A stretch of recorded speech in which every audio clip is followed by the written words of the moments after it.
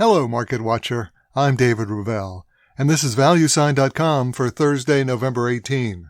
For all of our podcasts, articles, and references, visit ValueSign.com. Today, how new home sales point to trouble for consumers. Then economic reports and earnings just ahead.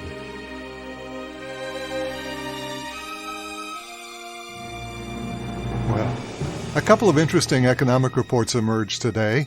First up, initial claims for unemployment, as close to unchanged as you can possibly get. 268,000 initial claims this week versus 269 last week. I call it a dead heat. And we would, after all, like to see a little more momentum out of the labor markets right now. Then we had a whole slate of economic reports coming out of my hometown of Philadelphia. The Philly Fed report. Good news until you get to prices.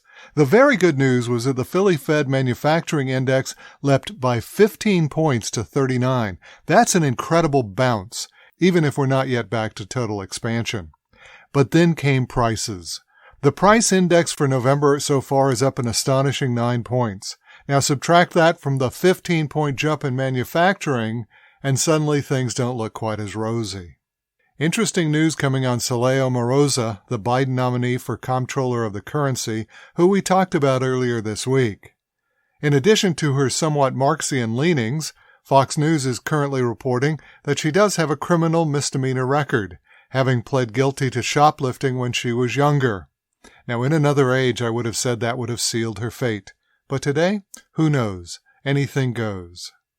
Stay tuned now for today's market comment. How declining home sales may point to trouble for consumers.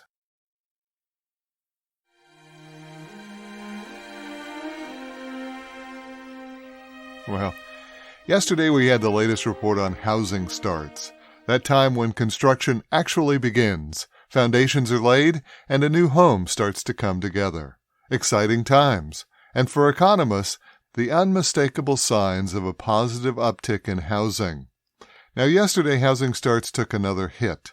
It was the third month in a row for housing starts to come in lower. And when you step back and look at it, starts are now running fully 12% below the level reached just 7 months ago in March. So what accounts for this growing and very negative trend? You see, real estate has been one of the very few, very reliable positives in this shaky economy. Now, Wall Street was quick to attribute the current decline to the rising cost of construction. And without a doubt, that is a very real negative. But I have a couple of friends who are real estate developers, and they're a hardy lot, not easily dissuaded from starting that next new project. Yes, cost is a factor, but there has to be more to this story. And it was pretty easy to put it together. The number one players in this economy and the principal real estate buyers are what economists call the consumer. And you can clearly see that there is a 3-month trend in real negatives for our consumers. Starting in the late summer, around August or so, things started to really turn down for the average American. By that time, the stimulus checks were behind us, the lockdown was over, and life was beginning to return to a semblance, at least, of normal. Now, the first thing to hit our average Americans, our consumers, this year was inflation. And inflation really began back in April, when for the first time inflation went well above the Fed's target of 2%. That month it came in at better than 4% inflation. But don't worry, inflation is only temporary, we all thought. Hardly. It turned out that inflation was here to stay, rising every month since then, and literally driving the price of food and gas through the roof. This directly affects all of us by forcing us to pay up for these vital goods and thereby reducing our disposable income, which incidentally is down a whopping 17.5% from its peak last March. And there's nothing that makes you feel more broke than having an empty checkbook at the end of each month.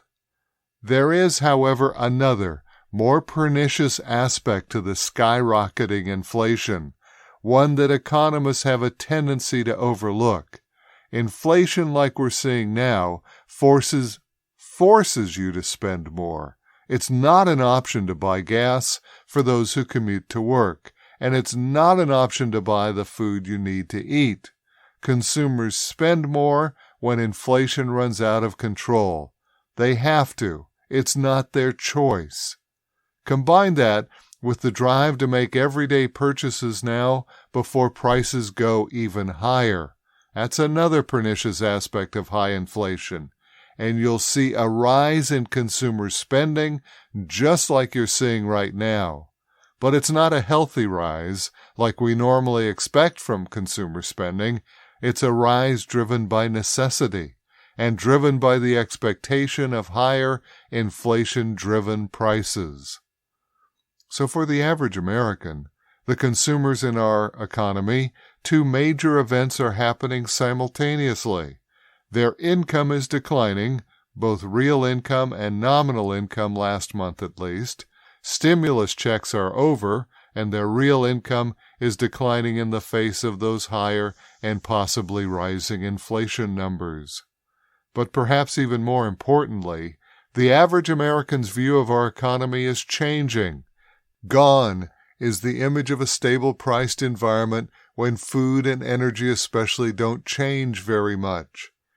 In its place is an economy that suffers from higher and higher prices each and every month. And what's worse, the powers that be in Washington seem helpless to do anything about this situation. All this is reflected in the twin surveys that the University of Michigan took recently, the consumer's view of current conditions and of their expectations for the future. Both surveys are now down 25% from their highs reached just 5 or 6 months ago. We don't like where we are, and we don't like where we're going. And this, it seems to me, is the driving force in the U.S. economy currently. The consumer, the largest player in our economy, representing fully 2/3 of all business activities, the consumer is not a happy camper. They're in a place they don't like, and they fear that things may get even worse. Now, against that background, you want to buy a house? And that's thevalueside.com for Thursday, November 18. For all of our podcasts, articles, references, and charts, visit valueside.com. I'm David Ravel.